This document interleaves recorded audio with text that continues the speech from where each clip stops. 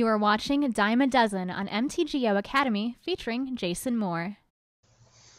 Hi folks, and welcome to another installment of Dime a Dozen here with MTGO Academy. My name is Jason Moore, and we're going to be playing some two-man queues here in the classic Pauper format. Now, a few articles back, I took this exact deck list into some two-man queues, and we had some lukewarm results. However, this strategy in general, which if you can't tell is mono red goblins, it's been doing very well, or I guess it's been doing fairly well, just in typical 8-man results and stuff like that. So I think it's still very viable. It's a nice deck to play in two-man queues because the matches don't go on very long, so it's not that taxing on your mental stamina. And I think it can punish a lot of other decks in the format depending how fast they are, how interactive they are. So you have somewhat of a fighting chance even against the non-interactive decks because you can be so fast out of the gates.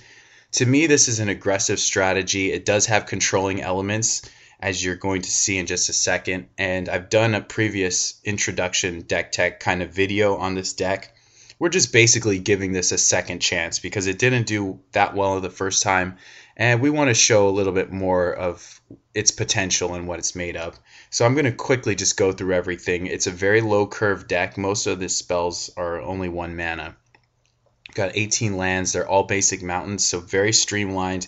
We're looking for speed and efficiency. And what the deck wants to do is land a 2-power guy on turn 1. So that's Foundry Street Denizen is a 2 or 3 power guy attacking on turn 2.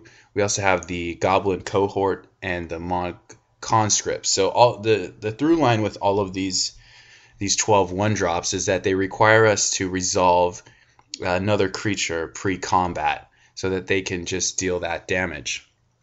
We've also got basically the end game of this deck is to ramp, so to speak, just to build up a board presence to get to a Goblin Bushwhacker.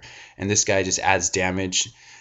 You want a critical mass. Everything in this deck is kind of about having a critical mass. The more guys we have, the better Bushwhacker is. The better our Sledders and Mog Raiders are because that one unblocked creature can get pumped that many more times. Now, critical mass is not so good with Sparksmith, but Sparksmith is actually, I think, the best creature in the deck other than Bushwhacker. And it depends on the matchup, of course, but as you'll see in some of these matches, Sparksmith actually just wins the game on his own, and that's not an exaggeration. I literally mean he wins the game on his own. Aside from all that, we do have more value coming from Goblin Matron, so she can pick up one of our critical creatures. She's a versatile card, and I really like her. And then we've got a burn suite of 4 bolts and 3 Death Sparks, and I think Death Spark is getting a little bit worse based on what people are playing, but it's really hard to just pin down any sort of sensible metagame these days because we have so little data. There's not many events firing.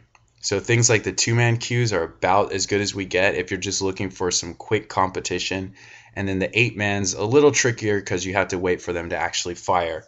But premieres are no longer firing. We don't have dailies. You can play some player run events if that's something you're into. And I think a deck like this, again, is a very good choice because people are going to be playing some brews and they're going to you play a lot of rounds and stuff. So for the same reasons, it's a quick deck. You want to try and play tight and make the correct decisions at all times, of course. But it's less mentally taxing than some of the other decks. Though there are some tough decisions to make, that's for sure. So the sideboard, typical. I mean, it's the same stuff we played as last time. It's not a typical board, I would say. It does have some of the standards, but we got Flaring Pain to counter any fog effects. We've got Martyr to hit any swarm decks like Elves or the Mirror Match. Pyroblast for Delver decks and blue control decks, combo decks. Raise, I think primarily for Urza and primarily for the familiar combo deck. We've got a random relic in case we run into random graveyard strategies. Smash primarily for affinity or some other problem artifacts, and Lifestaff for very aggressive matchups like Burn or the Mirror Match. So this is Jason Moore here with MTGO Academy. I hope you guys enjoy these matches. Definitely a lot of action. and a lot of burn flying around, either from our side or the opponent's side, and a lot of swinging in the red zone. That's what this deck is all about, and I hope you guys enjoy. This is Jason Moore with MTGO Academy.